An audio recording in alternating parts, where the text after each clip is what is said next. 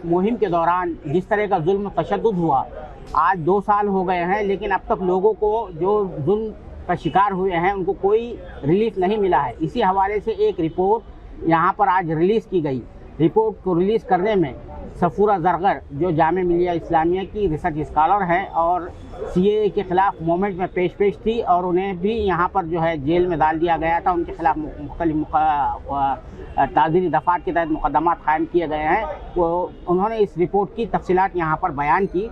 वो हमारे साथ मौजूद है। सालार के नाज़रीन के लिए हम उनसे जानने की कोशिश करेंगे कि इस रिपोर्ट में क्या लिखा है। सफूरा जरगर साहिबा, आपका सालार की इस प्रोग्राम में खैर मकदम है, इस्तकबाल है। आपने ये रिपोर्ट जारी की है, आप हमें ये बताइए कि इसमें क्या अहम नुकात है, किन चीज़ों को आपने उजागर किया है? देखिए, सबसे पहले चीज़ तो इस रिपोर्ट को करना ज़रूरी इसलिए था बिकॉज 2 साल हो चुके हैं, और आप देखेंगे कि कहीं ना कहीं सबसे ज़्यादा अहम बात यह है कि जो 23 लोग जो शहीद हो गए थे सीएए के टाइम पे, 3 दिन में उस टाइम पे, उनकी जो डेथ है उसमें कोई इन्वेस्टिगेशन ही नहीं की गई है। कौन रिस्पॉन्सिबल है, किसने गोली मारी, आज तक एक FIR फाइल नहीं की गई है किसी पुलिस अफसर के खिलाफ, कोई इन्वेस्टिगेशन नहीं हो रही है। तो इस चीज़ को इसलिए हम लोगों के लिए अहम था इसको बोलना, बिकॉज अगर लोगों को जिनके साथ गलत हुआ उनको जस्टिस नहीं मिलेगा तो डेमोक्रेसी से विश्वास उठने लगता है लोगों का। इस वजह से हमने ये रिपोर्ट तैयार की। उसके अलावा जो हमारी फाइंडिंग्स वो ये है कि किस तरह से बल्क में बहुत सारे लोगों के अगेंस्ट बहुत सारी FIR फाइल की गई, जिसका कोई बेसिस नहीं। हाँ, कोई बेसिस नहीं है। जो FIRs हैं वो फ्रिवलेस हैं, वो कंक्रीट नहीं है। उनके जो आर्ग्यूमेंट्स, उसमें जो गवाहियां हैं लोगों की, उनके पास कोई एविडेंस नहीं है देने के लिए। बट फिर भी कितने सालों तक कितने सारे लोग ये केस कोर्टों में लड़ते जा रहे हैं, और कुछ लोगों के पास तो वकील करने के भी पैसे नहीं हैं। कुछ लोग जो हैं वो इतने पढ़े लिखे भी नहीं है कि वो इतना जो हमारा कॉम्प्लेक्स लीगल सिस्टम है उसको संभल पाए। तो वो किस तरह की उनकी स्ट्रगल चल रही है 2 साल से, वो स्ट्रगल जारी है। इस पे हम बात करना चाह रहे थे। तो आप लोगों ने जो रिपोर्ट तैयार की है, आपका कहना ये है कि 1 लाख लोग जो है अनआइडेंटिफाइड एक्यूज है, आपको एस्टिमेटेड है 30,000 जो है, तो 3,000 अरेस्ट है, 23 मौतें हुई है, और नंबर ऑफ FIR जो है आपकी 350 है। अब 5,000 एक्यूज को जो है आइडेंटिफाई किया है पुलिस जी। तो अब ये इसमें जो तादाद है, आप ये बताइए कि इसमें गरीब तबकात से ही ज़्यादा लोग हैं या सभी किस्म के जो है तबकात के? तो उमूमन होता ही है कि गरीब तबकात को ज़्यादा निशाना बनाया जाता है कि ताकि वो कोई जो है लीगल जो है स्ट्रगल ना कर सके। जी, देखिए, ऑब्वियस सी बात है, तो गरीब तबका ज़्यादा है तो ज़्यादा गरीब तबके के खिलाफ है। बट सबसे अहम बात ये देखने वाली है कि कुछ लोग जो कभी प्रोटेस्ट में गए नहीं, जो सिर्फ अपना काम कर रहे थे, जो रिक्शा चलाने वाले थे, जो किसी होटल में काम करते थे, जो अपने बेसिक अपने रोज़मर्रा की जो ज़रूरियात है उनको पूरा करने के लिए गए थे, उन लोगों पे किस तरह का ये तशद्दुद है कि जो लोग अपनी फैमिली को फीड किया करते थे, आज उनको कोर्टों के चक्कर लगाने पड़ रहे हैं। तो वो लोग कैसे करेंगे? तो एज अ कम्युनिटी के अगेंस्ट जो ये टारगेटिंग की गई है, बिकॉज आप जितने भी इसमें मैक्सिमम जो हमने FIRs देखे थे यार, सब जो है मुसलमानों के खिलाफ है। तो एक दिखता है कि किस तरह से एक कम्युनिटी को टारगेट किया गया है, वो कम्युनिटी जो ऑलरेडी बैकवर्ड है सोशली और इकोनॉमिकली, ठीक है, हम पिछड़े हुए लोग हैं, उनको और आप टारगेट करके उनको और पॉवर्टी में, गरीबी में हम उनको पुश कर रहे हैं, वो भी एक समस्या। तो आपकी जो टीम थी, फैक्ट फाइंडिंग जो टीम थी, उन लोगों ने कितने ऐसे फैमिलीज से जो है मुलाकात की कि भाई उनके पास कोई लीगल एड के लिए कोई सपोर्ट नहीं है जी, लीगल जो है बैटल के लिए? जी, ज़्यादातर लोगों के पास कोई लीगल बैटल के लिए सपोर्ट नहीं है। आई डोंट रिमेम्बर कि हमने किसी से भी ऐसी बात की हो जिसने बोला हो कि हाँ हम दे सकते हैं लीगल बैटल के लिए पैसा।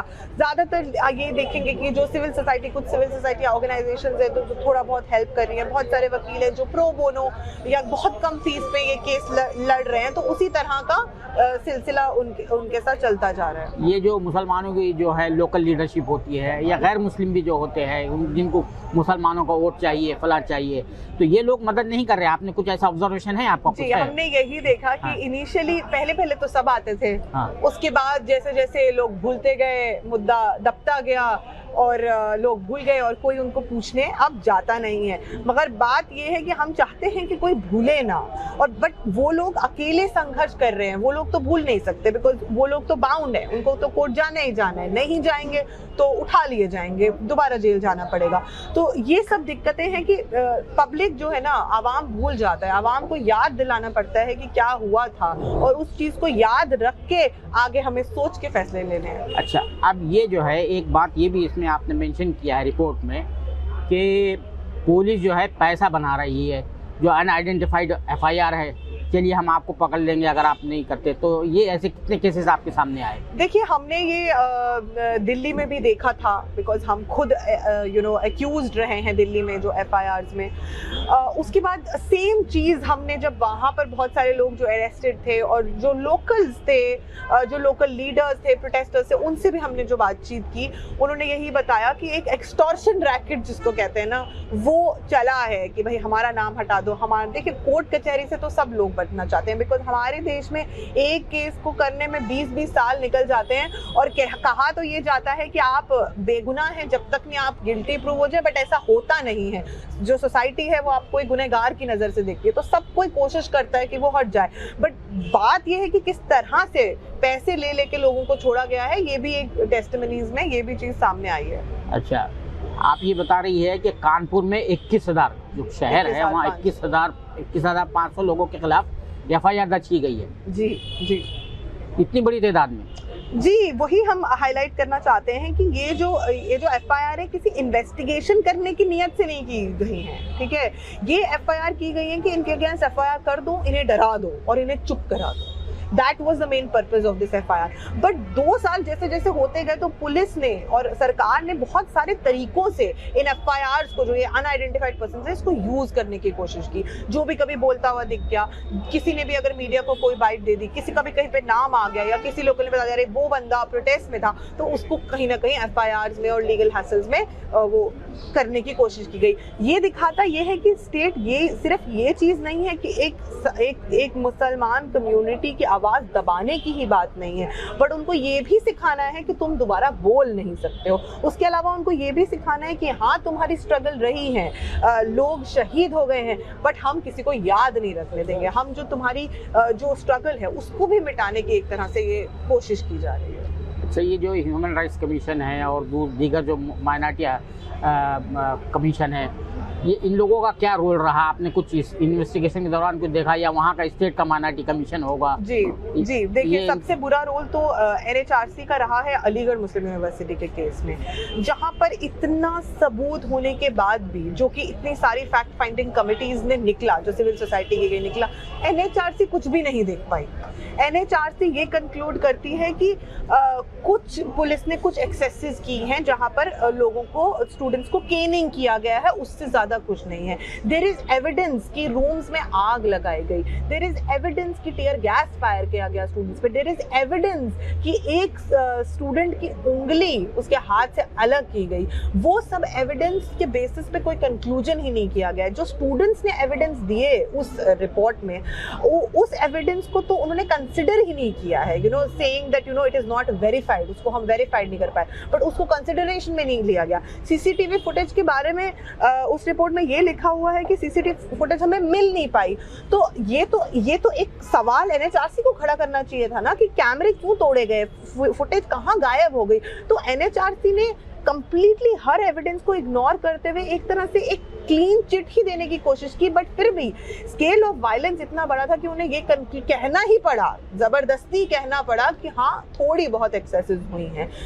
वो रिपोर्ट सामने है पब्लिक डोमेन में, और हमने उसके बारे में जिक्र भी किया है अपनी रिपोर्ट में। अच्छा, अब इसी हवाले से मैं आखिरी सवाल ये करता हूँ। इस वक्त यूपी में इलेक्शन हो रहे हैं जी, आपने एक ऐसे वक्त पर ये रिपोर्ट को शाये किया है, क्योंकि ये इश्यूज जो है इलेक्शन के मौजूआत नहीं बनते हैं, है ना। ये मामला जो है, ये इस तरह के जो इश्यूज जो है, रियल इश्यूज जो होते हैं हमारे पास की बदकिस्मती, हमारा जो जमहूरी जो निज़ाम है, या जो जिस तरह के इलेक्शन पैटर्न होता है, उसमें ये नहीं बनते। तो आप ये टाइम आप नहीं लगता कि ये गलत है, और ये जो है इसको तो वो हीरोइक तौर पे बताएगा वो जो है, या आपकी रिपोर्ट जो है तो काउंटर प्रोडक्टिव साबित हो सकती है, यानी ये गलत टाइम पर जी, आपने बहुत अच्छा सवाल किया और बहुत सारे लोगों ने सवाल रेज भी किया गया, बट हमें ये समझने की ज़रूरत है कि इंडिया इस टाइम पे एक जेनोसाइड जो कहते हैं जेनोसाइड की ब्रिंक पर है। और ये मैं नहीं कह रही हूँ, ये जो जेनोसाइड वॉच करके जो इंटरनेशनल ऑर्गेनाइजेशन है वॉच डॉग है उसने कहा है।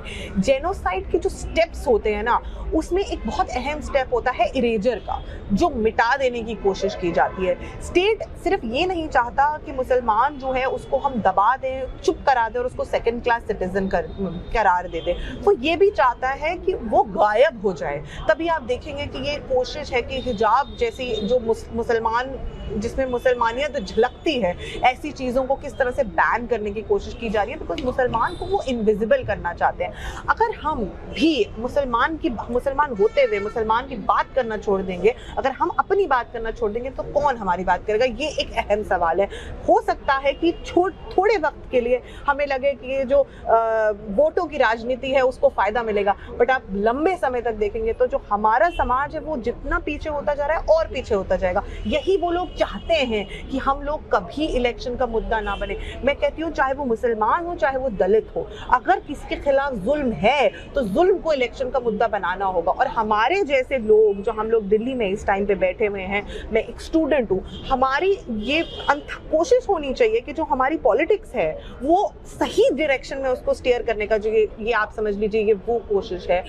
इस रिपोर्ट से हम यही कोशिश करना चाह रहे हैं। आखिरी मेरा सवाल ये है कि आप सीए के जो है उसमें मुहिम में जो है बहुत पेश थी, आपके खिलाफ जो कुछ भी एक्शन हुआ, थोड़ी सी आप बीती बता दें आप, तो ताकि वो भी लोग रिमेंबर करेंगे। और पूरी हिम्मत के साथ आप यहाँ पर बोल रही है, अभी आप पर मुकदमात भी चल रहे हैं, उसके बावजूद आप थोड़ी सी तफसील बता दें तो नाज़रीन को पता चलेगा कि भाई हमारी जो है मुल्क की बहनें लड़कियाँ भी जो है तो बाहिम्मत और बाहौसला हैं।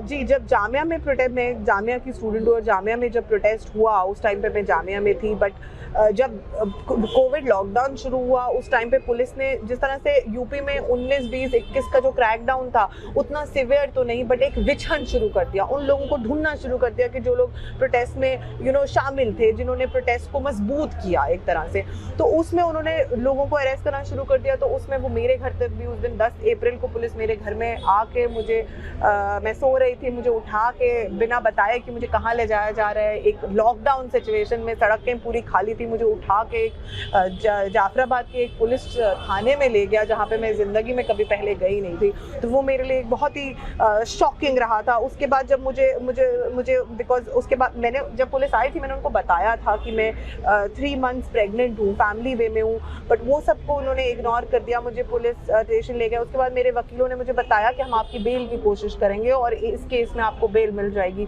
बट जिस दिन मुझे जेल भेजना था उस केस में, उसी दिन स्पेशल सेल ने आके मुझे एक लार्जर जो दिल्ली रायट्स कॉन्स्पिरेसी जिसको कहते हैं उस केस में अरेस्ट कर लिया। उसके बाद भी मुझे उम्मीद थी कि मुझे बेल मिल जाएगी बिकॉज मेरे अगेंस्ट कोई एविडेंस नहीं था और मैं प्रेग्नेंट भी थी और कोविड सिचुएशन थी, तो उस वजह से मुझे बेल मिलनी चाहिए थी। बट कुछ दिन बाद पता चला कि हम पे UAPA लग गया। तो ये आप देखते हैं कि जो सब्सिक्वेंट इंटेंसिफिकेशन किया जाता है, बढ़ा दिए जाते हैं चार्जेस, उसके बाद एक ड्रैकोनियन एक्ट ऐड कर दिया जाता है, दूसरा ये सिर्फ इसलिए किया जाता है कि जो लोग बोल रहे हैं उनको जेल में बंद कर दिया जाए ताकि आवाज बंद कर दी जाए। तो उन्होंने बहुत कोशिश की हमारी आवाज बंद करने की, बट ये मेरा रेजिस्टेंस है कि मैं जेल से निकलने के बाद अपने आप को थोड़ा संभालने के बाद, बिकॉज इतना ट्रॉमा हो गया था मेरी ज़िंदगी में, फिर मेरा बच्चा पैदा हो गया, उसके बाद अब मैंने ये सोचा है कि मैं चुप नहीं रहूंगी। मैं अब जितना वो लोग चुप कराने की कोशिश करेंगे मैं उतना अपनी आवाज़ को बुलंद करना चाहूँगी। जेल में आपके साथ टॉर्चर वगैरह किया गया था? जेल में मेरे साथ मेंटली टॉर्चर किया गया था। वहाँ पर सब लोगों को बताया गया, मैं किश्तवाड़ से हूँ जो जम्मू एंड कश्मीर में, तो वहाँ पर सब लोग ये बोलते थे कि ये कश्मीरी टेररिस्ट है इसलिए इसको UAPA, एक टेरर लॉ है राइट, उसमें इसलिए इसको लाया गया है, इसने 50 लोगों को मारा है। तो इस तरह का जेल में फैला दी गई थी बातें, जिसकी वजह से मुझे बहुत प्रॉब्लम्स होता था इनमेट से भी। उसके अलावा मुझे बहुत ज़्यादा सोशल मतलब आइसोलेशन में रखा गया। कोविड के नाम पे मुझे अलग से एक सेल में अकेले रखा गया। आई थिंक 40 डेज तक मैं अकेले रही थी और उसके बाद जेल में भी कुछ बर्बरता हो गई थी तो जेल भी लॉकडाउन में चला गया था। तो मेंटली मुझे कोई भी चीज़ कोई भी जेल की फैसिलिटी नहीं मिल पाती थी। हर चीज़ में वो लोग मुझे रोका करते थे, फ़ोन कॉल तक मुझे नहीं करनी थी। 1 महीने बाद आई थिंक मेरी अपने माँ बाप से बात हो पाई थी। 5-5 मिनट के कॉल्स के लिए भी मुझे बहुत लड़ाई और मेरे लॉयर को बहुत मेहनत करनी पड़ी थी कि मुझे वो 5 मिनट के कॉल्स भी मिल जाएं। तो काफ़ी पुलिस कस्टडी में हैरेसमेंट, इंटिमिडेशन, डराना, धमकाना, इतना सारा इतने सारे लोग बैठ के आपकी इंक्वायरी कर रहे हैं, वो आपको दंगई और टेररिस्ट बता रहे हैं, तो वो एक मेंटल ट्रॉमा आई थिंक ज़िंदगी भर के लिए हो जाता है। बट आई थिंक ये जो हम एफर्ट्स करते हैं वो उसको एक हीलिंग टच देते हैं। शुक्रिया बहुत बहुत साला से बात करने के लिए। ये थी सफूरा जरगर जो बता रही थी कि यूपी में जो कुछ भी 2 साल कबल पेश आया था, अभी भी सूरत हाल में कोई तब्दीली नहीं आई है और उन पर जो कुछ भी गुजरी, जब उन्हें गिरफ्तार किया गया था, जेल में वो कई महीनों तक रही है, उसकी भी वो तफसीलात बता रही थी और कह रही है कि उससे उन्हें काफ़ी हौसला और हिम्मत मिली है और अब ये वो इंसाफ के लिए अपनी ज़िंदगी में काम करेगी। कैमरामैन जीशान राय के साथ अब्दुल बारी मसूद, नई दिल्ली।